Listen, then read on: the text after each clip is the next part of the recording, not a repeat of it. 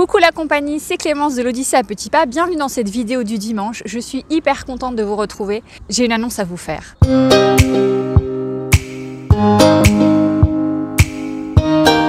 J'ai hésité à vous partager ça et en fait je me suis dit que c'était quand même, alors peut-être pas la moindre des choses, mais que j'avais envie de le faire parce que vous me suivez depuis de longs mois pour certains. Je me suis dit qu'en toute transparence c'était chouette de vous partager ça par rapport à l'Odyssée à petits pas.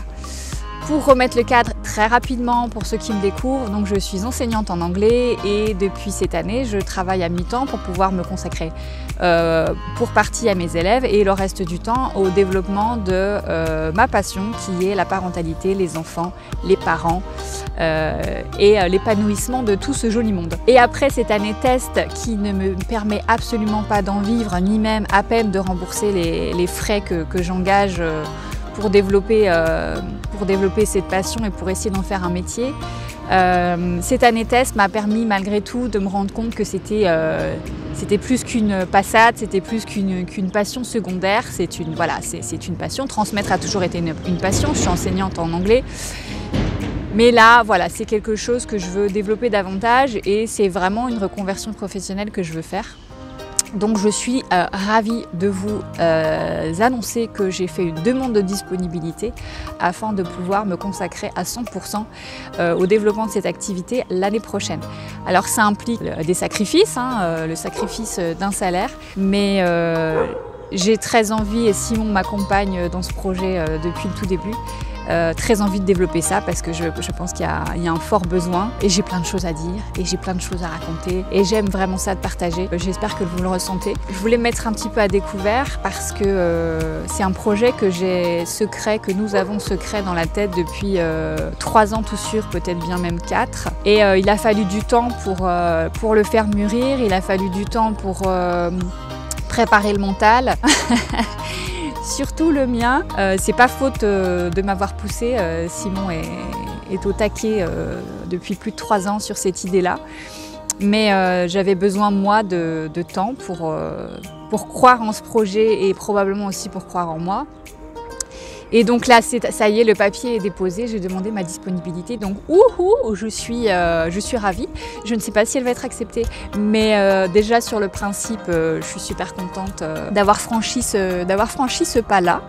Et je vous raconte tout ça, pourquoi ? Parce que comme je vous disais, quand même, pour vous tenir informés, parce que vous me suivez pour certains depuis des mois, et je trouve ça normal de vous dire un petit peu ce qu'il en est. Et puis aussi parce que peut-être je me rends compte avec ma propre expérience qu'on est quand même conditionné par notre éducation, évidemment, et c'est pas quelque chose de négatif que je dis là, mais conditionné par notre éducation à la maison et par notre éducation à l'école. Et alors, mon expérience là de ce projet secret, de est-ce que je vais y arriver, oui mais si j'y arrive pas, oui mais, et c'est très révélateur d'une culture et de la culture française en l'occurrence. Et je trouve ça fou d'être autant impacté par cette culture et cette peur de l'échec. Parce que c'est quand même ni plus ni moins que ça, les projets qui ne voient pas le jour, etc. Les bâtons qu'on se met nous-mêmes dans les roues. C'est la peur de l'échec et c'est quelque chose qui est quand même globalement très franco-français. Parce que dans la culture américaine ou dans la culture anglo-saxonne en général, l'échec n'est pas vu comme ça, l'échec n'est pas vu comme un problème en fait. L'échec est vu comme une étape, comme quelque chose qui peut être constructif, voire qui est nécessaire pour grandir et peut-être pour grandir plus vite ou pour grandir plus loin.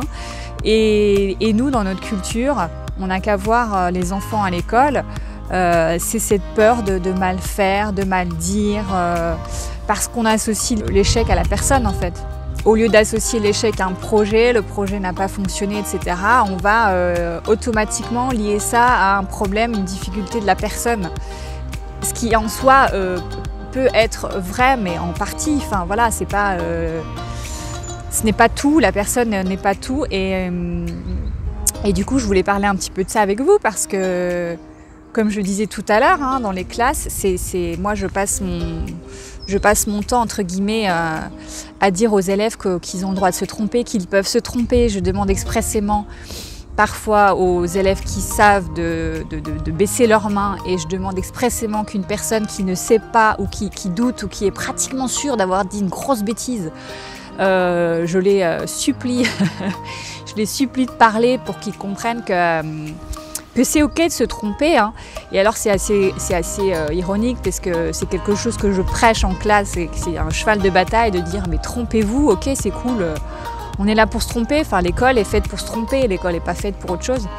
Et moi-même j'ai été donc pétrifiée pendant plusieurs années à l'idée de ne pas réussir ce projet. Donc aujourd'hui je suis assez en paix avec ça. Bien sûr je vais tout faire pour que ça fonctionne. Alors je ne vais pas dire et ça fonctionnera parce qu'après si je me plante vous allez rigoler, mais c'est pas grave. C'est pas grave, j'ai plus peur de me planter en fait. Si ça marche pas, j'allais dire je m'en moque, pas du tout, hein. C'est pas du tout je m'en moque, c'est pas du tout le bon terme. C'est pas que je m'en moque, mais si ça marche pas, j'aurais appris quelque chose. Alors je vais me faire un petit peu aider par quelques grands noms, notamment par Churchill qui disait le succès c'est d'aller d'échec en échec sans perdre son enthousiasme. Et quand on se répète ça, quand on entend ça, c'est plutôt plaisant, surtout quand on a un projet en tête dont on ne sait pas si ça va réellement fonctionner, dont on est plein de doutes, ou on a peur, ou etc. Mais voilà, savoir que d'une, c'est normal d'avoir peur, et de deux, que ok, on a le droit de se planter. Je tourne un petit peu en rond, j'espère que l'idée est quand même claire. Et je vais citer aussi Nelson Mandela qui dit « Je ne perds jamais, soit je gagne, soit j'apprends ». Et ça, écoutez, ça fait du bien à mon cœur d'entendre ça. Voilà ce que je voulais partager avec vous aujourd'hui. Alors vous allez dire, ouais mais Clémence t'es gentille, ça m'aide pas du tout dans mon quotidien avec mes enfants, là ton truc. C'est ton affaire, c'est tes histoires, c'est ton business, etc. Oui, mais quand même, moi j'avais très envie de vous partager ça. Donc j'aurai la réponse à ma demande de disponibilité, pas maintenant, parce qu'il faut faire les demandes au plus vite dans l'année. Et puis une fois qu'on fait la demande, on vous explique que ça sera traité en mai. Donc je vais être patiente. Et encore une fois, si jamais je devais essuyer un refus, écoutez, pour l'instant je ne me projette pas là-dedans. Je me projette à j'ai fait une demande et j'attends. Et puis wait and see, on verra après. Donc on en est là. Écoutez, je vous laisse là.